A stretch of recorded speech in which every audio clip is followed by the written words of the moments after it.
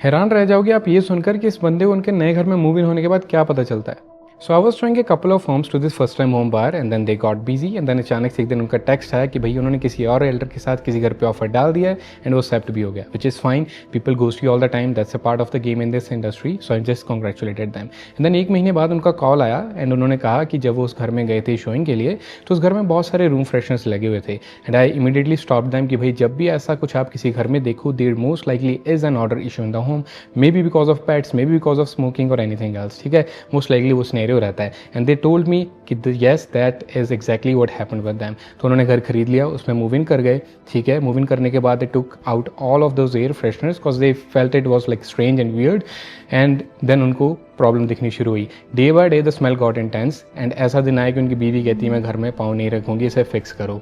And now they started to inquire with the neighbours and then they got to know कि that home was being use as a breeding ground for pets. And I was shock to listen to this because वो उस घर को realtor के साथ देखने गए, they did not guide them, उन्हें कुछ अलग नहीं लगा। उन्होंने घर की होम इंस्पेक्शन कराई, उन्हें भी कुछ अलग नहीं लगा होम इंस्पेक्टर को, उन्होंने भी कोई गाइड नहीं किया।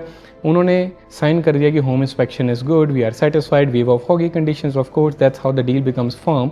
सो उन्होंने होम इंस्पेक्शन की कंडीशन वेव ऑफ की, सब कुछ किया, पेपर वर्क साइन किया, they moved into the home. After that they are realizing this, now they are first time home buyer, of course they wouldn't know all these things.